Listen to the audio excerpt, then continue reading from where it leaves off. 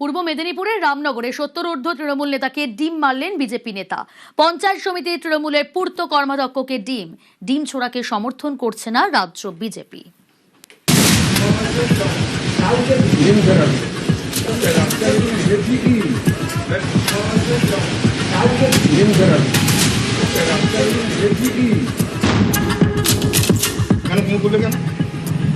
সরকার থেকে অর্ডার। কে কোন সরকার? আমাদের সরকার। তোমাদের সরকার মানে অর্ডার দেখাও।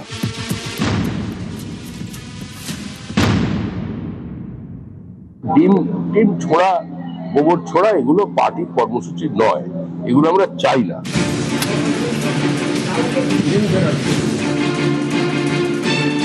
ডিম ছুড়ে হম্বিতম্বি, বাধা দিলে আবার আঙুল উঁচিয়ে হুঁশিয়ারি। রাজপথে দাপট দেখাচ্ছেন যে বীরপুরুষ, তার নাম সুব্রত জানা। ইনি পূর্ব মেদিনীপুরের রামনগর 2 নম্বর পঞ্চায়েত সমিতির বিরোধী দলনেতা। যাকে ডিম ছোড়া হলো তিনি রামনগর 2 নম্বর পঞ্চায়েত সমিতিরই তৃণমূলের সদস্য। বছর 75-এর পূর্ত কর্মাধ্যক্ষ মানস দাস।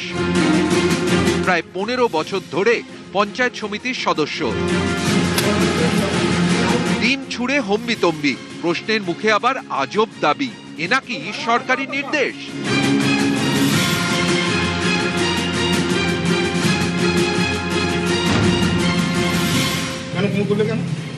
এটা সরকার থেকে অর্ডার। কে কোন সরকার?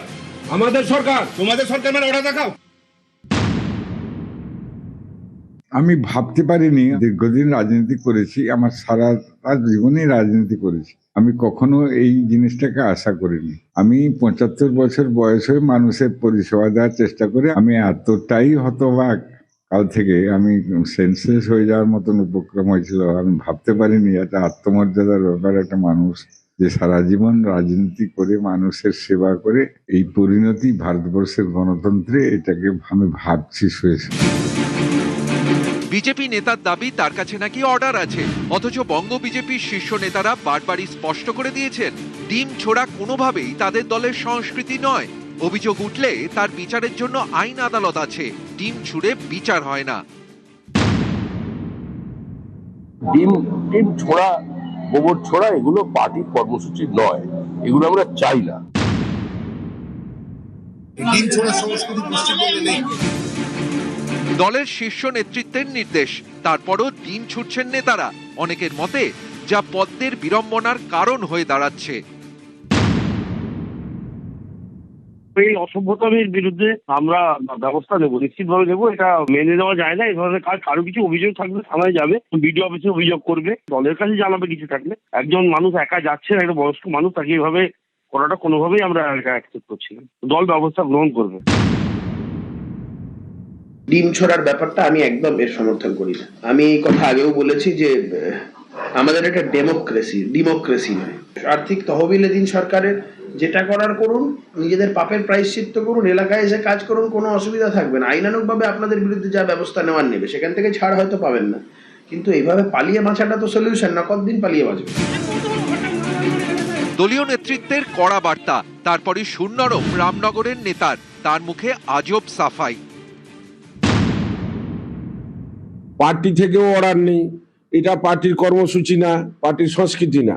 সরকার যেটা, আমার গুরুর নাম সরকার। আমি পশ্চিমবঙ্গ সরকারের কথা বলিনি। আমার গুরু আছে যে মানে বিভিন্ন গাইড করে, আমি যার কাছ থেকে কিছু শিখি, ও আমার গুরুর নাম সরকার।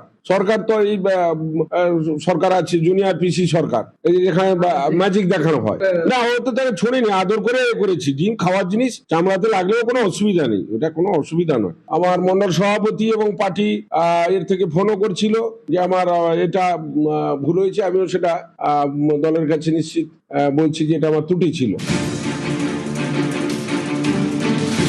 পূর্ব মেদিনীপুর থেকে পঙ্কজ দাশরথী, নিউজ 18 বাংলা। খড়গপুরে তৃণমূল নেতাকে ডিম। তৃণমূল নেতা অজিত দাস মহাপাত্রের বাড়ি ঘেরাও, আবাস রাস্তার কাজে কাটমানির অভিযোগ। চাকরি পাইয়ে দেওয়ার নামেও কাটমানির অভিযোগ। টাকা ফেরত চেয়ে বাড়ি ঘেরাও স্থানীয় বাসিন্দাদের। তৃণমূল নেতাকে লক্ষ্য করে পর পর ডিম ছোড়া হয়। এখানে তৃণমূলের অঞ্চল সভাপতি প্রাক্তন পাহাড় প্রমাণ দুর্নীতির সঙ্গে যুক্ত হয়ে গেছে। মানুষকে বাড়ি দেওয়ার নাম করে 20,000 টাকা করে নিয়েছে। আমরা চাই গরিব মানুষের ফেরত দিয়ে দিক। কারখানায় কাজ দেওয়ার নাম করে 15,000 টাকা করে নিয়েছে। আমরা চাই সেটাও ফেরত দিক। কাজ তাদের দিতে পারেনি। রাস্তার টাকা 1,05,00,000 টাকার রাস্তা এসেছে, সেই রাস্তার টাকা 40 লক্ষ টাকাও খরচা হয়নি। 2 মাসে রাস্তা নষ্ট হয়ে গেছে। আমরা চাই গরিব মানুষের টাকা ফেরত হয়ে যাক। আমাদের কাজ যে 2খানা রাস্তা হয়েছে, 2খানা রাস্তার ওয়ার্ক অর্ডারও দিয়ে দিন, আমরা বুঝে